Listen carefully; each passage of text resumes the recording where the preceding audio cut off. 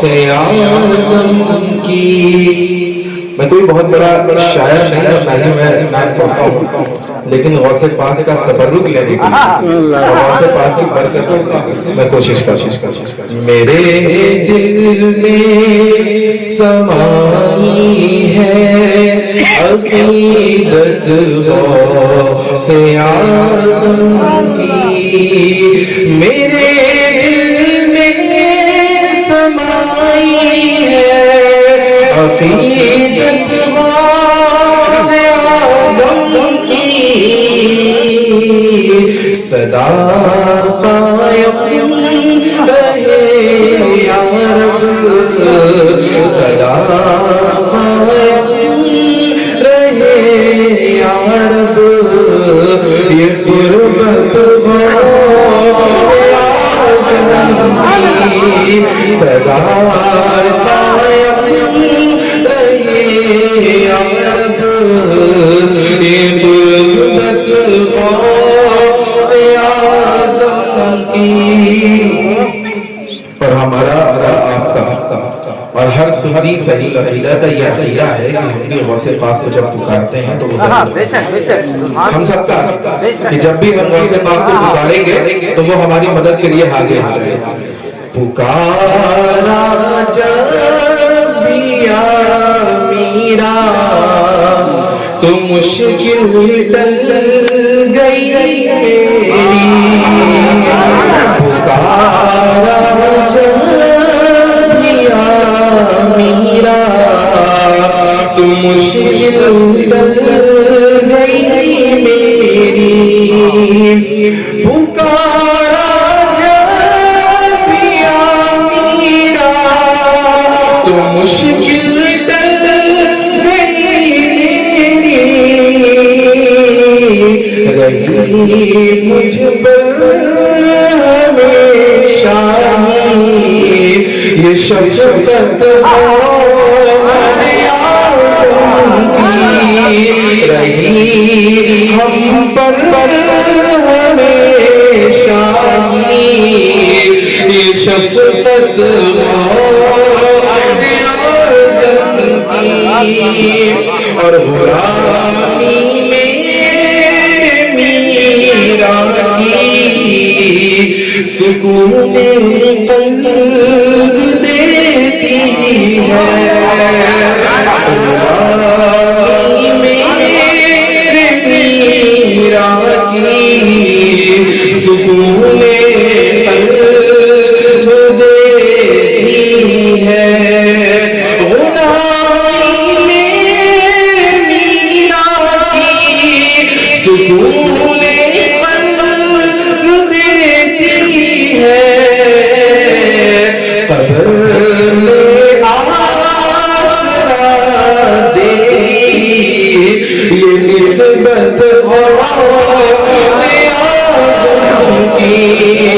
قبر میں آسرا دیگی یہ نسبت غوث اعظم کی.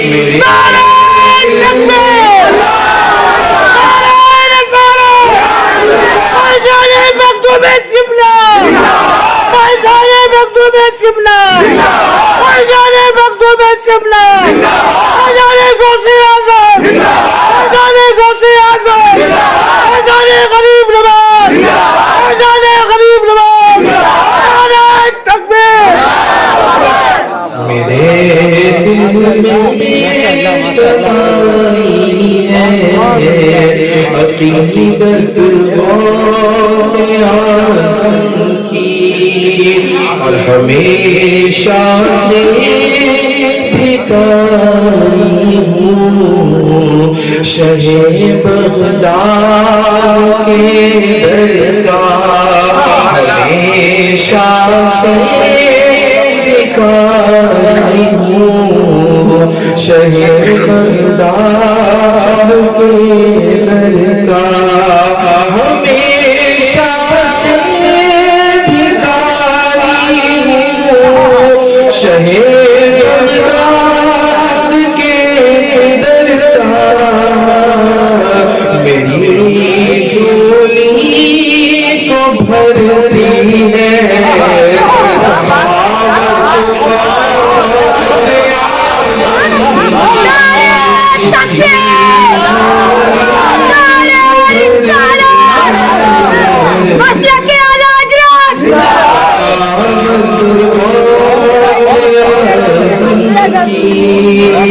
اور زمانے بھر کے ولیوں سے رتبہ بالا.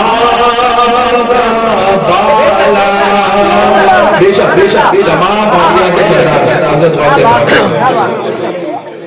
کہ زمانے بھر کے ولیوں سے رتبہ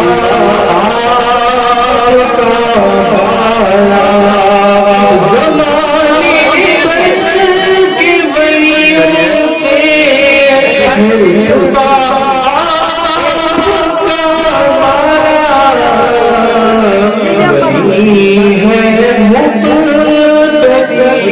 سارے امامت ولی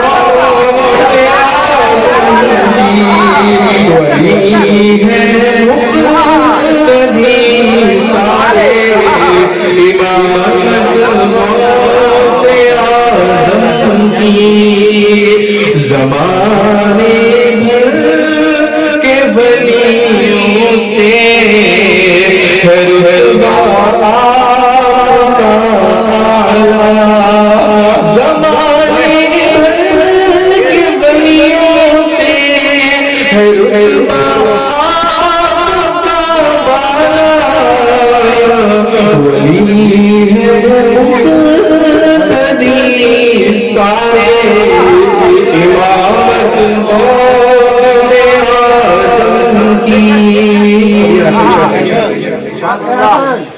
نبی کے آگے گوہر ہے اور محبوب سبحانی.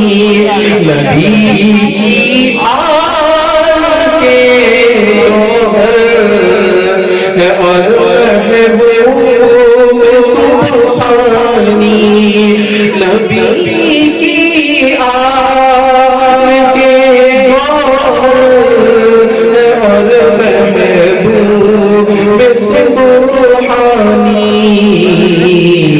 سبھی ہی جانتے ہیں حقیقت غوث اعظم کی.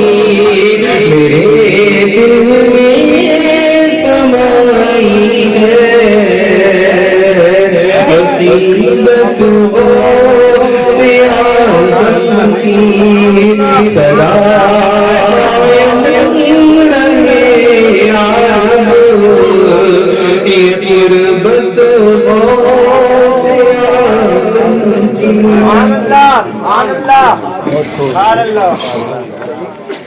ألا إن أولياء الله لا خوف عليهم ولا هم يحزنون. صدق الله مولانا العظيم وصدق رسوله النبي الأمين الكريم ونحن على ذلك لمن الشاهدين والشاكرين والحمد لله رب العالمين. اللہ پاک قرآن پاک میں ارشاد فرماتا ہے کہ الا خبردار ہوشیار بی الرٹ ان اولیاء اللہ لا خوف علیہم ولا هم یحزنون کہ بے شک اللہ کے جو اولیاء ہیں اللہ کے جو ولی ہیں نہ ان کو کسی چیز کا ڈر ہے اور نہ ہی ان کو کسی چیز کا خوف. اللہ پاک نے قرآن پاک میں اس بات کی وضاحت فرما دی کہ الا خبردار ہو جاؤ اللہ کے اولیاء کو نہ کسی چیز کا ڈر ہوتا ہے اور نہ ہی کسی چیز کا خوف ہوتا ہے. آج ہم لوگ یہاں پر ذکر غوث اعظم منا رہے ہیں. بہت زیادہ خوشی اور مسرت کی بات ہے کہ تمام حاضرین چاہے وہ بوڑھے ہوں چاہے وہ نوجوان ہوں چاہے وہ بچے بہت ہی حشاش اور بشاش ہو کر محفل کو سماعت کر رہے ہیں. شعراء کو بھی اچھا سماعت کر رہے ہیں اور مقررین کو بھی اچھا سماعت کر رہے ہیں. میں مبارکباد دیتا ہوں. اللہ پاک ہم کو اسی طریقے سے محفلیں سجانے کی اولیاء اللہ کا ذکر کرنے کی اور ان کے فیوز سے مالا مال ہونے کی توفیق عطا فرمائے. نوجوانوں سے یاد آیا کہ نوجوان بہت خوش ہو کر اس محفل کو سماعت کر رہے ہیں. ایک شخص، ایک نوجوان جو کہ ایک بار کسی جنگل میں ٹہلتا ہوا وادیوں میں اور صحراؤں میں پہنچ گیا. اپنے کسی مقصد سے نکلا اور کسی صحرا میں اور کسی جنگل کے اندر جو ہے وہ بھٹک گیا. ایک دم کڑیل نوجوان، ایک دم مضبوط نوجوان، ایک دم مضبوط جوان. جب وہ وہاں پہنچا تو اس کو بھوک لگی، اور جب نوجوان کو بھوک لگتی ہے تو وہ نہ دائیں دیکھتا ہے نہ بائیں دیکھتا ہے، صرف جھپٹتا ہے. اب اس کو جھپٹنے کے لیے کچھ چاہیے تھا، لیکن جھپٹنے کے لیے کچھ ملا نہیں. نوجوان پریشان ہو گیا. ایک تو وہ نوجوان تھا، دوسرے وہ اللہ کا نیک بندہ تھا، دوسرے اس کی جوانی عبادتوں میں گزری تھی تو وہ حرام چیز سے بچے گا. اب اس نے دیکھا کہ ایک دریا میں ایک سیب تیرتا ہوا آ رہا ہے، ایک دریا میں ایک سیب بہتا ہوا آ رہا ہے. اس نے وہ سیب اٹھایا، دھلا دھلایا، اس نے منہ میں رکھ لیا. اس سیب کو جب کھا لیا اور کھانے کے بعد جب اس نے پانی پی لیا اور اپنی بھوک کو جب اس نے مٹا لیا تو اس کے دل میں خیال آیا. اب اس کے دل میں جو خیال آیا وہ کیا خیال تھا؟ وہ خیال یہ تھا کہ میں نے سیب تو کھا لیا ہے، لیکن اس سیب کا مالک کون؟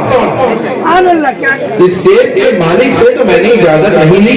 وہ کڑیل نوجوان، یاد رکھیں آج کے نوجوان اور اس نوجوان کے بیچ میں آپ ایک توازن کریں.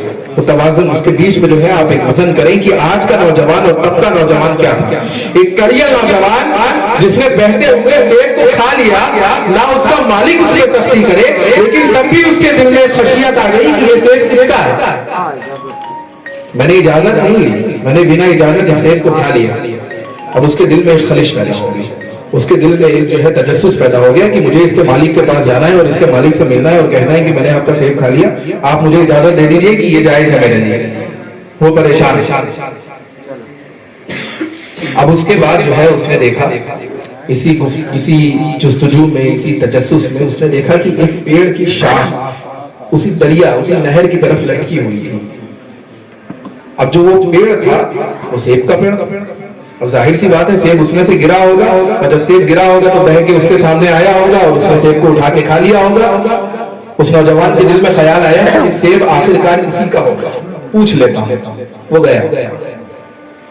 جب وہ باغ کے اندر پہنچا تو اس نے باغ کے مالک کو دیکھا. وہ ایک بزرگ شخص، ہماری بھاشا میں کہیں تو ایک بڑھاؤ تھا. انہوں نے جو ہے اس بڑھاؤ سے پوچھا کہ یہ باغ آپ کا ہے؟ بولے جی ہاں میرا ہے. بولے وہ درخت آپ کا ہے؟ بولے جی ہاں میرا درخت ہے. بولے مجھے ایک سیب ملا بہتا ہوا آیا تھا؟ بولے ہاں آیا ہوگا، جاتا رہتا ہے. بولے اسی میں سے سیب گرا ہے؟ بولے ہاں گرا ہوگا، گرتا رہتا ہے. جب اس نوجوان نے یہ کہا تو اس بزرگ نے کہا، اس شیخ نے کہا، اس بوڑھے شخص نے کہا کہ کون ہو تم؟ تو اس نے کہا کہ میں نے آپ کے باغ کا ایک سیب آپ کی بنا اجازت کے کھا لیا. اس سے پہلے کہ یہ میرے جسم میں خون بنے یہ میرے لیے حلال کر دو، مجھے معاف کرو. اس سے پہلے کہ یہ میرے جسم میں خون بنے، کیونکہ خون بننے کا پروسیس ایک بہت لمبا پروسیس ہوتا ہے. ڈائریکٹ اگر ہم کوئی چیز کھائیں، کوئی پھل کھائیں، کھانا کھائیں تو وہ ڈائریکٹ ہماری باڈی میں خون بلڈ نہیں بنتا. وہ پہلے ہماری باڈی کے اندر جاتا ہے، پھر اس کے بعد جو ہے وہ ڈائجسٹو سسٹم اس کا اسٹارٹ ہوتا ہے، پاچن کریا اس کی شروع ہوتی ہے. پھر اس کے بعد وہ ہماری آنتوں میں جاتا ہے. آنتوں میں جانے کے بعد اس کی جو ہے ٹوٹائی ہوتی ہے، اس کو میش کیا جاتا ہے. اس کے بعد جو ہے وہ ہماری آنتوں سے نکلنے کے بعد ہماری کڈنی کی طرف ٹرانسفر کیا جاتا ہے. پھر وہاں پہ ایک ایسڈ ریلیز ہوتا ہے، جس ایسڈ کے ریلیز ہونے کی وجہ سے وہ جو ہے ہماری کڈنی سے، یعنی کہ جو مال ہوتا ہے اس کو لیور کی طرف بھیج دیتا ہے، اور جو گندگی ہوتی ہے اس کو یورین کی طرف، پیشاب کی طرف بھیج دیتا ہے. پھر وہ لیور کی طرف جاتا ہے، لیور اس کو پروسیس کرتا ہے، پھر وہ خون بنتا ہے. پھر خون اس کو لیور جو ہے اس کو دل کی طرف ٹرانسفر کرتا ہے، دل اس کو پیوریفائی کرتا ہے، فلٹر کرتا ہے، پھر ہماری باڈی میں وہ خون پھیلتا ہے. تو یہ خون بننے کا پروسیس آپ نے جانا ہے. اس پروسیس میں 4 سے 5 گھنٹے کا وقت لگتا ہے. تو اس نوجوان کو پتا تھا کہ یہ خون میری باڈی میں، میرے جسم میں 4 یا 5 گھنٹے کے بعد بنے گا. اس سے پہلے اگر یہ شخص مجھے معاف کر دے تو یہ صرف میرے لیے حلال ہو جائے گا. اب اس بوڑھے نے اس بڑھاؤ نے اپنی تجربے کی نظر سے دیکھا، اس نے اپنی ماتھے کی نظر سے نہیں، اپنی تجربے کی نظر سے دیکھا کہ ایک دم جوان ہے، بالکل کڑیل جوان ہے، سختی کے عالم میں ہے، مضبوطی کے عالم میں ہے، اور ایک سیب بنا اجازت کھا لیا، میں نے اس کو کچھ کہا بھی نہیں، تب بھی معافی مانگنے چلا ہے، کہا کہ ہاں معاف کر دوں گا۔ اب عمر دراز تھا نا، تجربہ تو بہت تھا، کہا کہ معاف کر دوں گا، ایک شرط ہے۔ کہا کہ بتائیں کیا شرط؟ بولے میری شرط یہ ہے کہ میری ایک لڑکی ہے، میری ایک بیٹی ہے، تم کو اس سے شادی کرنی ہے۔ تو کہا کہ آپ معاف کر دیں گے؟ کہا کہ ہاں کر دوں گا۔ بولے ٹھیک ہے معاف کر دیجئے، میں شادی کر لوں گا۔ کہا کہ معاف کر دیجئے، میں شادی کر لوں گا۔ آپ سب سے پہلے یہ دیکھیں کہ نہ جانتا ہے، نہ پہچانتا ہے، نہ تعلقات ہے، نہ رشتہ داری ہے، نہ برادری ہے، لیکن شادی کرنے کے لیے تیار ہے۔ کیوں؟ کیونکہ اس سیب کو حلال بنا دیا۔ وہ جو حرام سیب چلا گیا بنا اجازت، حرام نہیں، بنا اجازت کے جو سیب جسم میں چلا گیا اس کو بس حلال کرا، اس کو حلال کرنے کا جو ہے پروسیس کرنا۔ وہاں پہ پہنچ گئے، کہا کہ ٹھیک ہے شادی کر دوں گا۔ بولے ایک منٹ سن لو، میری بیٹی جو ہے وہ کوئی نارمل لڑکی نہیں ہے، وہ نارمل ہے، نارمل لوگوں سے جو ہے وہ الگ ہے، جدا ہے، وہ اندھی ہے، دیکھ نہیں پاتی ہے، بہری ہے، سن بھی نہیں پاتی ہے، گونگی ہے، بول بھی نہیں پاتی ہے، اور لنگڑی ہے، چل بھی نہیں پاتی ہے۔ یہ سارے عیب ہے اس کے اندر، اتنے زیادہ عیب جو ہے اس کے اندر ہے، شادی کرو گے؟ تھوڑی دیر تو سوچا، زندگی کا سوال ہے، لیکن جب دل میں خیال آیا کہ حرام سے اچھا ہے تو کہا کہ ہاں کروں گا، فوراً کہنے لگا کہ ہاں کروں گا۔ بورا لے کے چلا گیا، انہوں نے جا کے نکاح پڑھا دیا، نکاح ہو گیا، شادی ہو گئی۔ شادی ہونے کے بعد حسب معمول جب وہ کمرے میں داخل ہوا تو اس کو پتا تھا یہ گونگی ہے، اندھی ہے، بہری ہے، اور لنگڑی بھی ہے، نہ یہ میری بات سنے گی، نہ یہ میری بات جو ہے اس کا جواب دے پائے گی، لیکن اس نے پھر بھی سنت فالو کرتے ہوئے ایک سلام کر دیا، سنت کو، اہل سنت تھے نا اس وجہ سے، تو انہوں نے جو ہے ان کو سلام کر دیا۔ اس نے کہا السلام علیکم، ان کو پتا تھا کہ یہ گونگی ہے، بولے گی نہیں، لیکن پھر بھی سلام کر دیا کیونکہ سنت۔ السلام علیکم، سامنے سے جواب آیا وعلیکم السلام۔ وہ حیران ہو گئے، وہ نوجوان حیران ہو گئے، اور حیران ہونے کے بعد گھبرا گئے کہ ایک سیب حلال کیا ہے، کہیں دوسرے کمرے میں تو نہیں آ گیا، یہ دوسرا گناہ ہو جائے۔ بھاگتے ہوئے بوڑھے کے پاس پہنچے، کہا کہ شاید میرا نکاح کس سے کرا دیا؟ وہ لڑکی تو بولتی بھی ہے، میری بات سنتی بھی ہے، اور میری طرف دیکھ بھی رہی ہے۔ کہا کہ وہی تیری بیوی ہے، وہی تیری ملبوہا ہے، اسی سے تیرا نکاح کرایا گیا ہے۔ میں نے تجھ سے یہ کہا تھا کہ وہ جو لڑکی ہے وہ اندھی ہے، بہری ہے، گونگی ہے، لنگڑی ہے، لیکن وہ اندھی کیسی اندھی ہے؟ وہ ایسی اندھی ہے کہ اس نے کبھی برائی کو دیکھا نہیں، وہ ایسی گونگی ہے کہ اس نے اپنی زبان سے کبھی برائی کو کہا نہیں، وہ ایسی بہری ہے کہ اس نے اپنے کان سے کبھی برائی کو سنا نہیں، اور وہ ایسی لنگڑی ہے کہ اس نے اپنے قدم کو کبھی برائی کی طرف بڑھایا نہیں۔ ایسی گونگی اندھی بہری میں تیری شادی کرائی، بتا تجھے نکاح قبول؟ بولے ہاں نکاح قبول۔ اب وہ نوجوان کوئی اور نوجوان نہیں، حضرت ابو صالح موسیٰ چنگی ہیں جو غوث پاک کے والد ہیں، اور وہ غوث پاک کی والدہ ہیں۔ جب ایسے عابد اور زاہدہ سے اور ایسے عابد اور زاہد کا ملن ہوتا ہے تب غوث اعظم دستگیر پیران پیر شہنشاہ ولایت کا جنم ہوتا ہے۔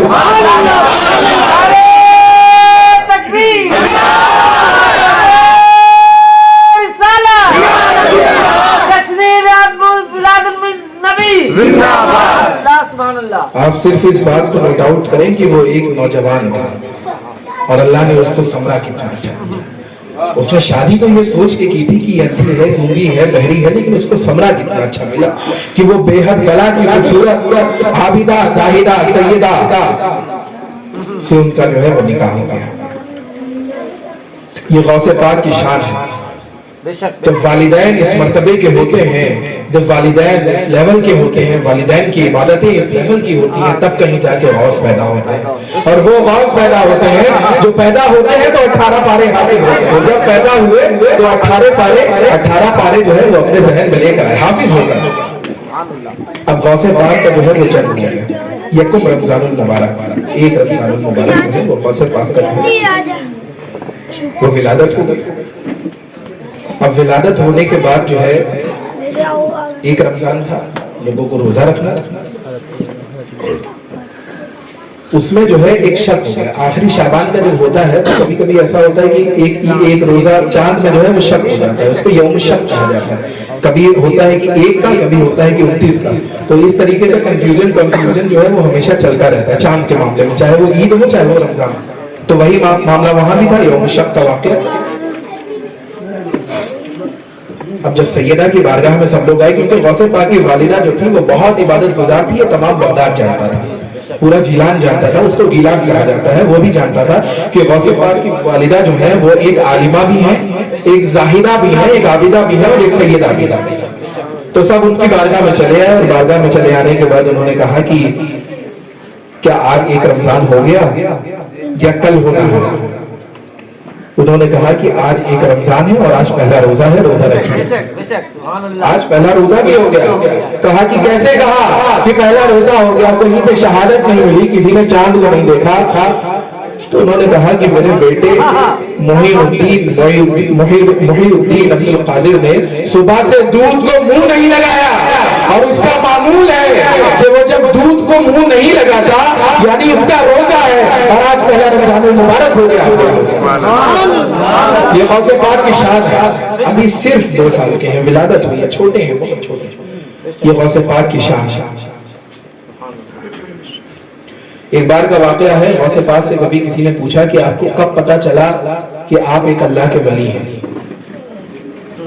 آپ کو کب پتا چلا کہ آپ اللہ کے ولی ہیں؟ تو غوث پاک نے ایک بہت زبردست جواب دیا، بولے جب میں 10 سال کا تھا اور مدرسے میں مکتب میں پڑھنے کے لیے جاتا تھا، جب میں مدرسے میں مکتب میں پڑھنے کے لیے جاتا تھا تو فرشتوں سے غیب سے جو ہے ایک آواز آیا کرتی تھی، افسحوا فی مجالس لولی اللہ، افسحوا لمجالس لولی اللہ، اپنی مجالس کو، اپنی جگہوں کو کھول دو، اللہ کے ولی، اللہ کے ولی آ رہے ہیں، اللہ کے ولی کے لیے اپنی جگہوں کو کھول دو۔ 10 سال کی محض عمر میں غوث پاک سیدنا عبد القادر جیلانی کو پتا چلا کہ میں اللہ کا ولی ہوں۔ حیرت انگیز کی بات ہے، 10 سال کی عمر میں انسان بالغ ولی ہے۔ غوث پاک کی شان بہت نرالی ہے، بہت اعلیٰ شان ہے غوث پاک کی۔ آپ لوگوں نے مفتی صاحب سے بھی غوث پاک کی ایک تقریر سماعت کری، غوث پاک کے بارے میں بہت ہی، ان کی تعلیمات کے بارے میں، ان کے اخلاقیات کے بارے میں، اصول کے بارے میں بہت زیادہ وضاحت کے ساتھ مفتی صاحب نے سمجھایا۔ امید ہے آپ تمام ہی حضرات کو اس چیز کے بارے میں جو ہے سمجھ میں آیا ہوگا۔ ایک غوث پاک کی ایک بہت ہی کرامت ہے، مشہور کرامت ہے، آپ لوگوں نے سنی ہے، وہ بھی مفتی صاحب نے بیان کی۔ میں آپ کو ایک چیز بتاتا ہوں۔ ایک بار غوث پاک نے جو ہے فرمایا، نظر دوں الی بلاد اللہ جمع، غوث پاک نے فرمایا نظر دوں الی بلاد اللہ جمع، میں اللہ کے تمام شہروں کو اس طریقے سے دیکھتا ہوں جیسے اپنے ہاتھ کی ہتھیلی میں رائی کے دانے کا۔ انہوں نے فرمایا نظر دوں الی بلاد اللہ جمع، دھیان دیجئے گا، انہوں نے یہ نہیں کہا نظر تو الی بلاد الارض جمع۔ اگر وہ کہتے نظر تو الی بلاد الارض تو ارض یہ دنیا ہے، صرف دنیا جو ہمارا ارتھ ہے، جو ہماری پرتھوی ہے، صرف یہ ارض ہے۔ لیکن اللہ کے جو شہر ہیں وہ تمام شہر ہیں، وہ سورج بھی ہے، چاند بھی ہے، کہکشائیں بھی ہیں، گلیکسی بھی ہے، ملکیز بھی ہے، تمام شہروں کو اس طریقے سے دیکھتا ہوں جیسے اپنے ہاتھ کی ہتھیلی میں رائی کے دانے کو دیکھتا ہوں۔ میں آپ کو ایک آسان طور پہ سمجھانے کی کوشش کروں کہ یہ دنیا جو ہے ہماری بہت چھوٹی ہے، اللہ کی دنیا بہت بڑی ہے، اللہ کا عالم جو ہے وہ بہت بڑا ہے، ہماری دنیا جو ہے وہ ایک بہت چھوٹی، ایک بہت بڑا ایک سیارہ ہے جس کو کہا جاتا ہے ریڈ ہائپرجائٹ، ایک بہت بڑا سیارہ ہے، اس کا نام ہے ریڈ ہائپرجائٹ۔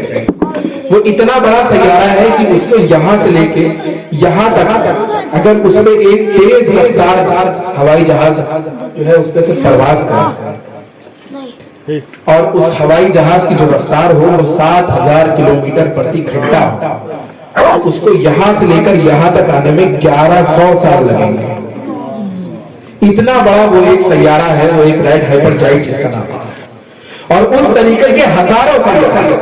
غوث پاک فرماتے ہیں کہ نظرت الی بلاد اللہ جمع، میں اللہ کے تمام شہروں کو اس طریقے سے دیکھتا ہوں جس طرح اپنے ہاتھ کی ہتھیلی میں رائی کے دانے کو دیکھتا ہوں. صرف زمین کو نہیں دیکھتا، سورج کو بھی دیکھتا ہوں، چاند کو بھی دیکھتا ہوں، آسمان کو بھی دیکھتا ہوں، تاروں کو بھی دیکھتا ہوں، سیاروں کو بھی دیکھتا ہوں. نظام شمسی میں گردش کرنے والے یہ چمکتے دمکتے ستارے، ان سب کو اپنے ہاتھ کی ہتھیلی میں دیکھتا ہوں، ان تمام کو اپنے ہاتھ کی ہتھیلی میں دیکھتا ہوں. اگر سرکار کی شان پہ انگلی اٹھانے والوں اور کچھ تنقید کرنے والوں، میں موت اعظم جو سرکار کا غلام ہوں ان کے نائب بربار بھی نہیں، میں تو صحابی بھی نہیں، تابعی بھی نہیں. تابعی کے بعد جو سب سے اعلیٰ مقام ہے وہ میرا ہے، مجھ سے اعلیٰ تابعین کا مقام ہے، ان سے اعلیٰ صحابہ کا مقام ہے، پھر صحابہ میں سب سے اعلیٰ سیدنا ابو بکر صدیق کا مقام ہے، پھر ان سے اعلیٰ کالی کپڑی والے سیاح لامکہ نازش ہر دو جہاں گزرانے والوں والے بڑے آقا کا مقام ہے. تم میرے علم کا اندازہ نہ کر سکے، آقا کے علم کو کیا چاہو گے؟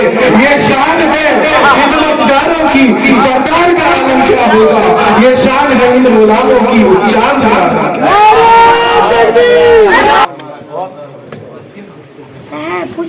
اپنی گفتگو کو طویل نہیں کروں گا، وقت بہت زیادہ ہو گیا ہے، لیکن غوث پاک کی شان سے ایک پسند آ رہی ہے نا تقریر. غوث پاک کی شان میں غوث پاک نے ایک فرمان ہے، جس طرح غوث پاک کا ایک فرمان ہے نظرت الی بلاد اللہ جمع، اسی طرح غوث پاک کا ایک فرمان اور ہے. غوث پاک فرماتے ہیں قدمی حال ہی علی رغبت کل، میرا قدم جو ہے وہ تمام اولیاء کے گردنوں پر، رغبتی کل ولی اللہ، میرا قدم تمام اولیاء کی گردنوں پر. تو غوث پاک نے فرما دیا. تو اس کے جواب میں تمام اولیاء کی جو رائے تھی وہ میں آپ کو آگے پیش کروں گا، لیکن آپ یہ دیکھیں کہ تمام اولیاء نے اس کی حمایت کی، اور حمایت کرنے کے ساتھ ساتھ جو ہے ایک سے بڑھ کر ایک چیزیں فرمائی. لیکن غوث پاک نے فرمایا قدمی حاضی علی رغبتی کلی ولی اللہ، میرا قدم تمام اولیاء کی گردنوں پر ہے. آج کے وقت میں اگر کوئی شخص کوئی کام کرتا ہے، میں بھی وہ کام کرتا ہوں، آپ بھی وہ کام کرتے ہیں، آپ بھی اچھا کپڑا سیتے ہیں، میں بھی اچھا کپڑا سیتا ہوں، تو نہ آپ کبھی میری تعریف کریں گے نہ میں آپ کی کبھی تعریف کروں گا، کبھی نہیں کروں گا، کیونکہ میں اسی کام کا ہوں. اگر میں اس کی تعریف کر دیا، اگر میں نے آپ کی تعریف کر دی تو میرے پاس سے کام چلا جائے گا نا، اور اگر آپ نے میری تعریف کر دی تو آپ کے پاس سے کام چلا جائے گا. میں تو یہی کہوں گا کہ وہ بہت برا کپڑا سیتے ہیں، ان کے نہ سلانا، میرے نہ سلانا، اور آپ بھی یہی کہو گے کہ وہ بہت برا کپڑا سیتے ہے نا. لیکن اللہ کے ولیوں کی شان دیکھیے، جب غوث پاک نے فرمایا قدمی حاضی علی رغبتی کل ولی اللہ، تو ہند سے خواجہ خواجگاہ عطائے رسول جگر گوشہ بطول خواجہ معین الدین چشتی اجمیری سنجری رحمت اللہ تعالیٰ علیہ، جو اس وقت ہندوستان میں نہیں افغان میں تھے، پہاڑیوں میں جو ہے وہ آپ اللہ کا ذکر کر رہے تھے، وہاں سے جب غوث پاک نے فرمایا قدمی حاضی علی رغبتی کل ولی اللہ، تو تمام دنیا کے جو اولیاء اللہ تھے ان تک یہ آواز پہنچی، کیونکہ وہ روحانیت کا مسئلہ ہے، ہم وہاں تک نہیں پہنچ سکتے. نہ وہاں پہ فون تھا، نہ وہاں پہ کال تھا، نہ بلوٹوتھ تھا، نہ وہ کوئی وائرلیس سسٹم تھا، نہ کوئی سیٹلائٹ کنیکشن تھا، وہ روحانیت کا مسئلہ تھا. وہ بغداد سے پکارتے تو ہند میں بھی سنا جاتا، مدینے میں بھی سنا جاتا، اور افغان میں بھی سنا جاتا. تو جب غوث پاک نے فرمایا تو خواجہ خواجگاہ عطائے رسول کی عقیدت جوش میں آئی، اور جوش میں عقیدت آنے کے بعد آپ نے فرما دیا قدماکا علی راسی و عینی، آپ کے قدم میری گردن پہ نہیں، میری سر اور آنکھوں پر. یا شیخ عبد القادر جیلانی، آپ کے قدم میرے سر اور آنکھوں پر. جب یہ غوث پاک نے فرما دیا کہ قدمی حاضی علی رغبتی کل ولی اللہ، تو خواجہ غریب نواز نے اس کے جواب میں فرما دیا قدماکا علی عینی و راسی. تو تمام ولی اللہ جو غوث پاک کی سرپرستی میں زیر غوث پاک کی اس میں رہتے ہیں، انہوں نے فرما دیا یہ سر، یہ دل، یہ جگر، جہاں چاہو تو قدم غوث اعظم. جہاں چاہو رکھ دو قدم غوث آخر. یہ شان ہے غوث پاک کی, یہ شان ہے ہمارے ملا کی. آپ کی زندگی بے حد عاجزانہ, بے حد پر اخلاق کے ساتھ آپ کی زندگی گزری. آپ سے جڑے رہنے والے, چاہے وہ اللہ کا ولی ہو, چاہے وہ کوئی غریب انسان ہو, چاہے وہ امیر انسان ہو. بہت مشہور واقعہ ہے کہ چور کو آپ نے ابدال بنا دیا تھا, آپ لوگوں نے سنا ہوگا بہت اچھی طریقے سے, کیونکہ ظاہر سی بات ہے کہ چور آیا تھا چوری کرنے کے لیے. میں آپ کو ایک مثال دوں کہ اگر کوئی برتن ہے اس کے اندر دودھ ہے تو آپ اس کے اندر ہاتھ ماریں گے تو کیا ملے گا؟ دودھ ملے گا نا. پانی کا برتن میں ہاتھ ماریں گے تو کیا ملے گا؟ پانی ملے گا. اور جب غوث اعظم کے گھر میں ہاتھ ملائیں گے تو ولایت ملے گی. تو ولی کے گھر پہ ہاتھ مارو گے تو ولایت ملے گی. تو وہ جب چور غوث پاک کے دربار میں آیا تھا, ادھر ادھر ہاتھ مار رہا تھا, تو حضرت خضر علیہ السلام, میں بہت شارٹ کٹ میں واقعہ لے کے چل رہا ہوں, حالانکہ واقعہ کافی لمبا ہے, آپ لوگوں نے بہت اچھی طریقے سے سنا. حضرت خضر علیہ السلام جو ہے وہ غوث پاک کی بارگاہ میں پیش ہوئے, اور پیش ہونے کے بعد انہوں نے فرمایا کہ ایک ابدال وہ اس دنیا سے جو ہے کوچ کر گئے, ان کا انتقال ہو گیا. اب جو وہ مقام ہے, مقام ابدالیت ہے, اس وقت خالی ہے. آپ غوث ہیں, آپ انتخاب فرمائیے کہ کس کو وہاں پہ جو ہے اپوائنٹمنٹ اس کا فکس کیجئے جو وہاں پہ ابدال کی جگہ لے. تو غوث پاک نے فرمایا کہ میرے گھر پہ چلے جاؤ, میرے کمرے میں ایک چور ہاتھ پیر مار رہا ہے, اس کو اٹھا لو. جو خضر علیہ السلام کسی کو پکڑے تو اس سے کوئی بچ نہیں سکتا. تو خضر علیہ السلام نے جب اس کو پکڑا, اور پکڑنے کے بعد جب اس کو جو ہے غوث پاک کی بارگاہ میں لے کر آئے, اور غوث پاک کی بارگاہ میں لے کر آنے کے بعد غوث پاک نے جب اس کو گلے سے لگایا, اور گلے سے لگانے کے بعد خضر علیہ السلام سے کہہ دیا کہ جو ابدال کی جگہ خالی ہوئی ہے اس کی جگہ اس کو دیکھا اور یہ ابدال بنا ہے. چور آیا ابدال بن گیا. یہ غوث پاک کی بارگاہ ہے. تو غوث پاک کی بارگاہ میں یہ نہیں کہ اگر آپ بہت عبادت گزار ہیں تبھی آ سکتے ہیں. آپ چاہے چور ہیں, چاہے کتنے بھی گنہگار ہیں, غوث پاک کی بارگاہ میں آئیے, اپنے دل کی نیت صاف لے کر آئیے, اور ارادہ کر کے جائیے کہ وہ غلط کام کبھی نہیں کریں گے. انشاءاللہ آپ کو سب کچھ عطا ہوگا. مان اللہ. ماشاءاللہ آپ لوگوں نے کافی اچھی طریقے سے, کافی مستحدی سے, حشاش بشاش ہو کر اپنی نگاہوں کو کھول کر میری تقریر کو سنا. اللہ پاک آپ تمام کی محبتوں کو سلامت فرمائے, اور اسی طریقے سے چاہے وہ ذکر غوث ہو, چاہے وہ ذکر رسول اللہ ہو, چاہے وہ ذکر امام حسین ہو, اور چاہے وہ ذکر خواجہ خواجگاہ ہو, آپ لوگ مناتے رہیں. ضروری نہیں کہ بہت بڑا جلسہ کریں, اپنے گھر میں ہی خواجہ پاک کی فاتحہ کرا دیں, غوث پاک کی فاتحہ کرا دیں, وہ آپ سے خوش ہو جائیں. اللہ پاک ہم سب کو بزرگان دین سے محبت کرنے کی, ان کے راستے پر چلنے کی, ان کی تعلیمات پر عمل کرنے کی توفیق عطا فرمائے. وآخر دعوانا الحمدللہ رب العالمین. اس لیے آپ کو یہ ویڈیو پلیز اس چینل کو سبسکرائب کر لیجئے گا. میرا نام ہے راشد اور آپ دیکھ رہے ہیں راشد کا ورلڈ, اور پلیز اس چینل کو سبسکرائب کیجیے. یہ آپ کی رسپانسبلٹی ہے کہ آپ اس ویڈیو کو زیادہ سے زیادہ شیئر کریں. تو تب تک کے لیے اپنا خیال رکھیں. ٹیک کیئر, بابا, ہیو اے نائس ڈے.